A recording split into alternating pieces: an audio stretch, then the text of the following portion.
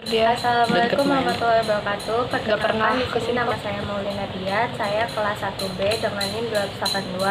Di sini saya akan menjelaskan tentang konsep sehat dan bersih lingkungan menurut ajaran agama Islam. Pengertian sehat menurut Islam. Sehat adalah kondisi fisik di mana semua fungsi berada dalam keadaan sehat. Menjadi sembuh sesudah sakit adalah anugerah terbaik dari Allah kepada manusia. Tak mungkin untuk bertindak benar dan memberikan perhatian yang layak kepada ketaatan Tuhan jika tubuh tidak sehat. Kebersihan dan penampilan yang baik merupakan salah satu penyebab eratnya hubungan seseorang dengan orang lain. Ini karena orang sehat dengan fitrahnya tidak menyukai sesuatu yang kotor dan tidak suka melihat orang yang tidak bersih. Maka dapat disimpulkan bahwa kebersihan dan kesehatan lingkungan yaitu upaya menciptakan atau mewujudkan suatu lingkungan yang bersih dan sehat yang berlandaskan pada etika lingkungan sehingga dapat mendukung kehidupan manusia. Menjaga kesehatan dan kebersihan lingkungan merupakan cara yang lebih efektif dalam mencegah timbulnya berbagai penyakit daripada mencegah atau memberantas suatu penyakit yang telah berkembang menjadi wabah. Pengertian bersih menurut Islam. Kata bersih memberikan pengertian suci, seperti air itu suci. Tetapi biasanya kata bersih digunakan untuk ungkapan sifat lahiriah, sedangkan kata suci untuk ungkapan sifat batiniah. Seperti jiwanya suci. Tidak semua yang bersih adalah suci. Suci yaitu bersih dari dalam arti keagamaan, seperti tidak terkena najis, bebas dari dosa, atau bebas dari suatu barang dari munajis, najis dan hadas.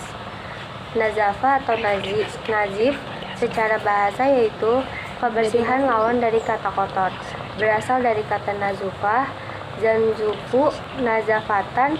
Nazafah yaitu kebersihan tingkat pertama yang meliputi bersih dari kotor dan noda secara lahiriah.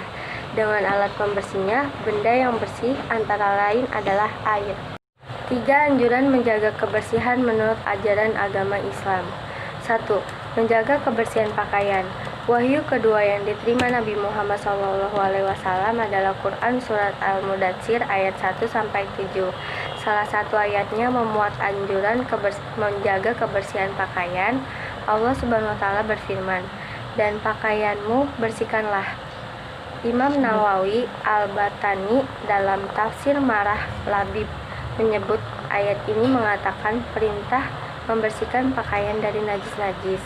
Ada pula pendapat yang mengatakan anjuran memendekkan pakaian agar terhindar dari najis, sebab itu bangsa Arab seringkali memanjangkan pakaiannya hingga menyapu jalan. 2. Larangan meludah atau membuang dahak di dalam masjid. Perpindahan virus corona dapat terjadi melalui droplet atau percikan ludah. Oleh karena itu, janganlah membuang ludah atau dahak sembarangan. Rasulullah SAW bersabda, "Barang siapa yang masuk masjid ini dan meludah atau berdahak di dalamnya, maka hendaklah dia gali lubang kemudian pendamlah ludah atau dahak itu. Jika tidak, maka meludahlah di kain kemudian keluarlah dengannya." Yang dimaksud dengan memendam ludah adalah menguburnya dengan tanah di masjid itu, sebab lantai masjid di masa Nabi masih berupa tanah. Begitu pula di kondisi seperti ini.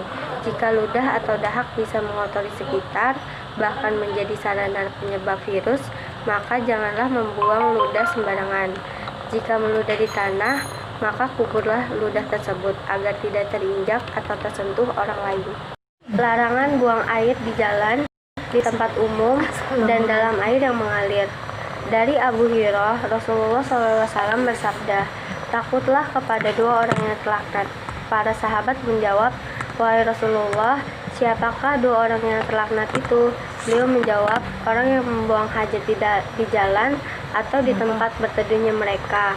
Imam As-Safani dalam Subulus Salam mengutip perkataan Al-Katabi mengatakan yang dimaksud dengan dua perbuatan yang laknat adalah tindakan yang menyebabkan orang mengutuknya karena jengkel. Jalan dan tempat berteduh adalah kawasan umum yang sering dilewati orang, sehingga harus dijaga untuk kenyamanan bersama. Jangan sampai orang lain terganggu karena bau tak sedap dari kotoran. Rasulullah SAW bersabda, "Jangan sekali-kali salahkan orang dari kalian yang kencing pada air yang tidak mengalir, lalu mandi darinya. Kan kesatuan sistem yang berkaitan antara satu dengan yang lain, seperti ruang, benda, daya, keadaan, dan makhluk hidup. Di dalamnya termaksud bagaimana manusia berperilaku terhadap lingkungan, sehingga berpengaruh kelangsungan hidup dan kesejahteraan manusia itu sendiri serta makhluk lainnya. Peran serta manusia sebagai khalifah di bumi dalam mengatasi lingkungan hidup, selain manusia bertanggung jawab pada dirinya sendiri dan hartanya, dia juga harus memikul tanggung jawab terhadap sesama makhluk hidup lainnya dan seluruh alam. Karena manusia sebagai khalifah di bumi ialah untuk memakmurkan bumi atau alam yang paling dekat dengan manusia dengan jalan amal terbaik atau karya kreatifnya.